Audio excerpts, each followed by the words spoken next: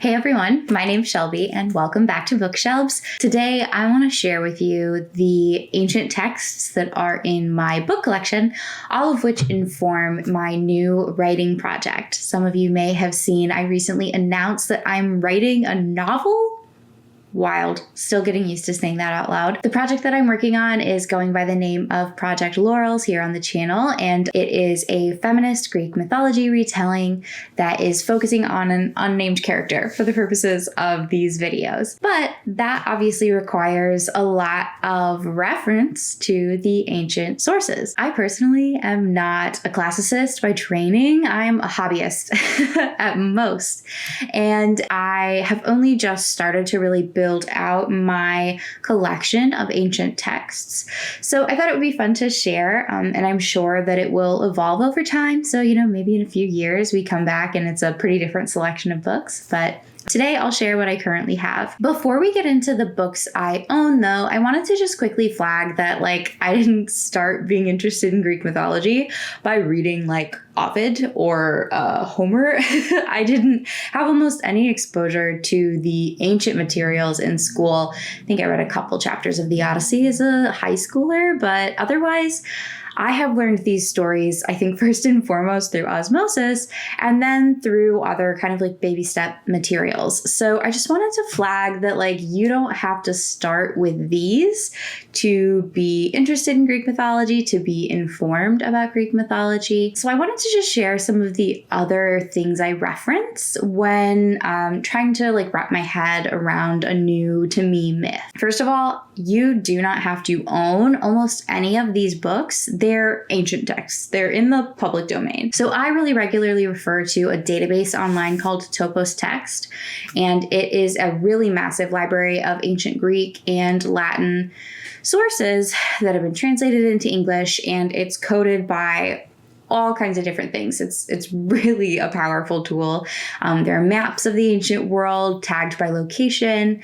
There are indexes based on character name, indexes based on place name, plenty of other stuff I'm forgetting. And so if you ever want to kind of get a sense of, across which sources someone appears, that's a really great place to go. And if you want to read some of the ancient material and kind of decide if it's worth having the book on hand, you can read all of it for free on this website. So these are all nice to haves. They are not need to haves. And Topos Text has been a massive lifesaver as I've started my own journey into the ancient world. There's also so many different ways to get exposed to these stories. There are definitely plenty of summary texts like Greek Myths by Jean Menzies or Mythos by Stephen Fry. Mythos is a part of a series by Stephen Fry that is written for adults, but it's very simplified, accessible, and importantly, it's funny. It's really funny. And of course, Stephen Fry is pretty famous for being a comedian, but I was still surprised when I started reading his retellings of these myths. They're pretty straightforward retellings. They are well footnoted to the original sources, but they'll make you giggle. And I really enjoy those. And if you want to get a young reader started in your life, or perhaps you yourself could use a very simple version of the stories, there are plenty of children level summaries. What is the age range on this? So a book like Greek Myths, for example, this is for elementary children, but it still covers a really wide breadth of stories. So coming to these summary texts is a great way to kind of expose yourself to a broad range of some of the most popular Greek myths, and just get a sense of which ones you're interested in maybe diving into more deeply. You also don't have to even get as technical as a summary. There are so many retellings on the market that might make the story all the more accessible or engaging to you. Retellings range really widely from stories that are set in the ancient world. Things like Silence of the Girls by Pat Barker is a great example, which follows a real character from Greek myth, in this case Briseis, who is the woman who is traded functionally between Achilles and Agamemnon and the source of tension in the Iliad.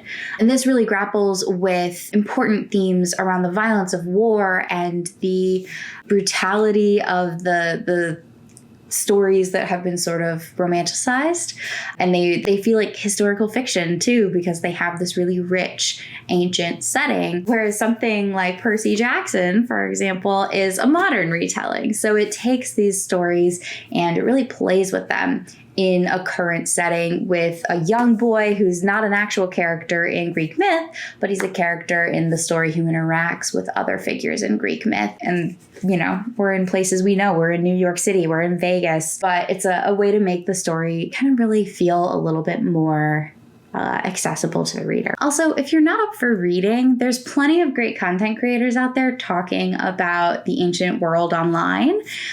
Two of my favorite YouTubers who talk about ancient mythology are specifically ancient Greek mythology.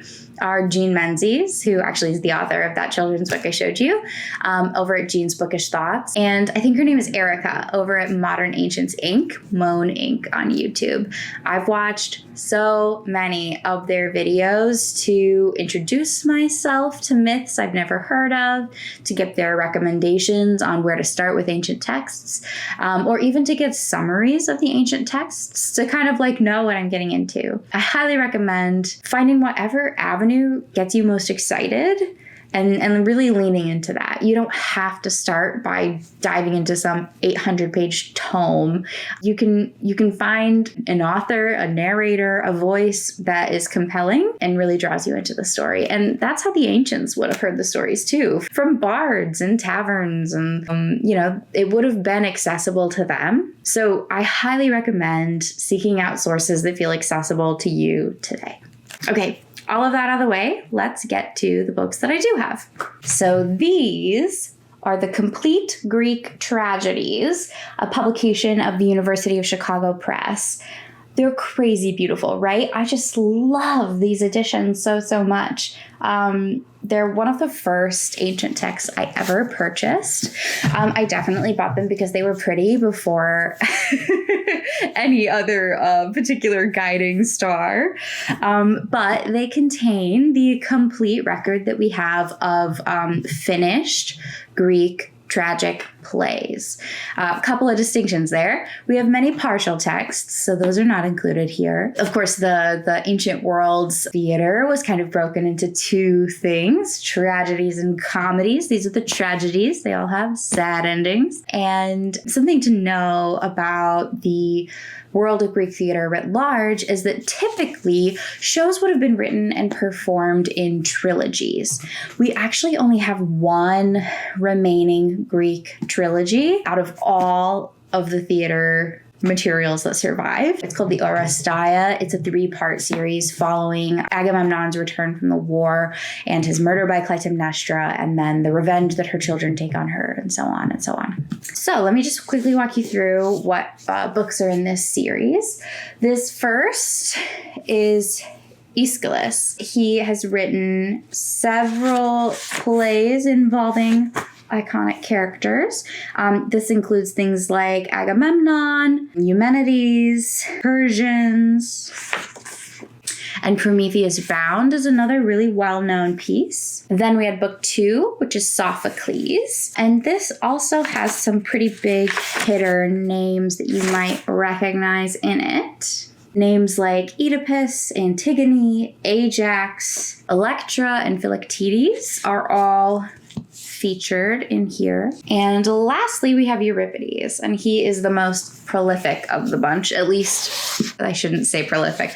He's the one we have the most remaining records from. So in volume 1 of Euripides, we have things like Medea, the Cyclops, Heracles, Iphigenia, Hecuba, Andromache, and perhaps most famously, the Trojan women. And in volume 2, we have stories that follow Orestes, Iphigenia in Aulis, which is, of course, where she famously dies, the Phoenician women, and so on. So lots of really iconic stories contained within these pages. And what I'll say is that Greek play is a really, I think, accessible way to consume ancient literature because it's scripted out. There are stage directions and, the dialogue is in shorter bits. It's still dense, right? It's not written in the way we would speak today, but because of its like brevity,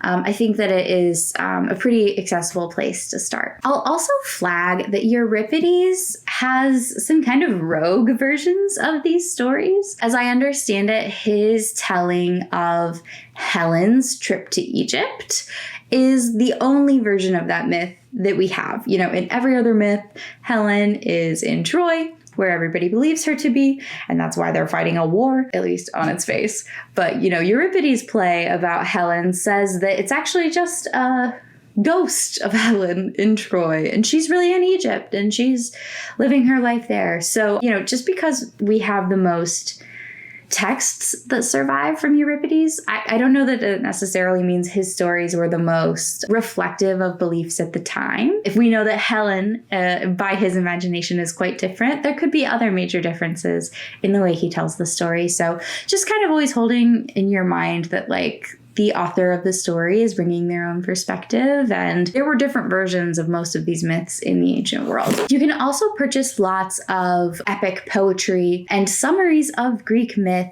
from the ancient world. One example of a summary document is this, which includes Apollodorus's library and Hyginus's Fabulae. That name I don't know as well. But these are two handbooks on Greek mythology written by ancient peoples. So they're not going to give you like a deep dive story, but they are going to cover things like family trees of different gods and goddesses, potentially of different famous houses in the ancient world. And then like little profiles on individual people. So you might just get like a paragraph on somebody's name and some of the most iconic bits and pieces of what they're known for. These are really great reference texts. And something you'll notice is that they really, they vary. So one character from mythology might be referenced in these kinds of like anthologies as having multiple different versions of their own story. So I really like having these as a place to kind of compare who's related to who and what happened to them, because it's really not consistent, which makes sense because these were oral histories. But these are two classic pieces. I actually have Apollodorus's library separately. We'll talk about that in a minute. But it was hard to find Fabulae on its own, so I happen to have them bound up like this. Okay, and here comes the big little stack. These are all Loeb's classics. So something that will become quite apparent as you start to delve into ancient texts is that it really matters who the translator is and when a document is translated. Because, you know, in the same way that every researcher or scientist has bias, every translator has bias too. So they're going to bring their own perspective and interpretation to the work that they're translating. I have a favorite modern translator. We're going to talk about her in a minute, but she has not single-handedly translated most ancient materials. So Loeb is quite well known for having very sort of like standardized, widely regarded translations of these ancient texts. They're not particularly like flowery. They're not doing anything super off the rails. And that makes them particularly valuable go-tos, I would say. So anytime you see a green copy, that means it's in Greek originally. And anytime you see red, that means it's in Latin originally. But they tell a lot of the same stories. So I found that it's been useful to collect Greek and Latin texts for points of comparison. Okay, let's start with the Latin ones first. I have fewer of those. This is a collection of the Greek tragedies rewritten by Seneca, who is a particularly prolific writer we have from the Roman era. He retold many of the plays you just heard, things like the Trojan Women, the Phoenician Women, Medea, Hercules, and he has just like a slightly different spin on the stories, which is why I have the plays in both original languages. He wrote enough that we have 2 volumes, so we also have stories like Agamemnon, Helen, Octavia, and Oedipus, also retold by Seneca. The only other Latin text I have is this text by Ovid. I think it's actually two texts combined into one. It's the Heroids and the Amores. I love this text. I think it's so fun. These are letters that he has fictitiously written between iconic characters in Greek mythology. So just to give you an example, we have letters from Penelope to Ulysses, which would be from Penelope to Odysseus.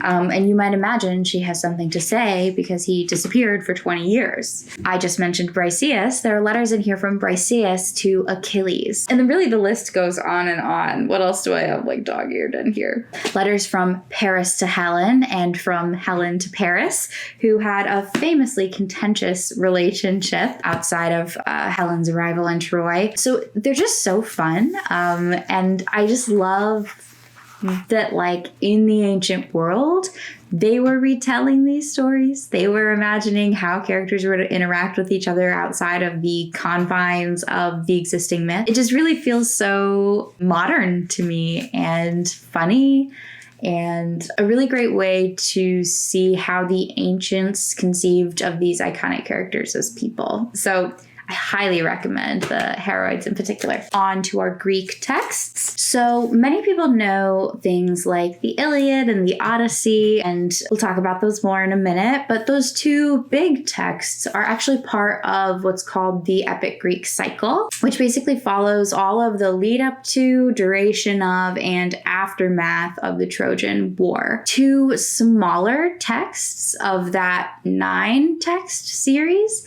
includes this Greek epic fragments, which is what it sounds like, fragments. None of these are complete stories on their own. We just have them in pieces, but then they lend some really interesting perspective to the larger Trojan War story. I actually think, I'm 90% sure, I'd have to double check. I think that the Amazons showing up in the Trojan War is only referenced here. We only have it in a small piece. So there are bits of things we understand that happened in the Trojan War that we don't know the whole picture of. But what we do know is in here. Another complete text, which is much less well known in the epic cycle, is the Post-Homerica, or the Fall of Troy, by Quintus Cimmerius. And this is, again, exactly what it sounds like. It follows the period immediately after the fall of Troy. So it's not going to give us things like the Trojan horse, but it's going to give us a lot of these scenes that then go on to inspire the plays about the Trojan women and how they're divided up as spoils of war among the Greek victors. And then lastly are my other copies of Apollodorus's library. So there are 2 volumes of these, and again, these are those anthology summary texts of myths assembled by Apollodorus as a reference document for people wanting to get that sort of breadth of myth in the ancient world. Last are kind of those big hitters, the Iliad and the Odyssey. These are both translated by Emily Wilson, who is my favorite translator currently working with the ancient texts. She's a professor, I believe, at Oxford. I'd have to check that. But there are a lot of really great interviews with her talking about the art of translation, her approach to translation, and I think she has brought a really important lens and skill set to translation, at least as far as I understand it. And again, I'm not an expert. The Iliad follows a several-month period, maybe even just a month, in the 9th year of the 10-year Trojan War. Specifically follows the fallout between Achilles and Agamemnon and everything that kind of unfolds from that conflict. And then the Odyssey is kind of a sequel. It follows Odysseus on his very adventurous journey home from the war. I actually have a 3rd text coming that I'm oh so excited about. Emily Wilson did not translate the Aeneid, but she did write a very detailed introduction for a new edition that's coming out. I'll pop it on the screen.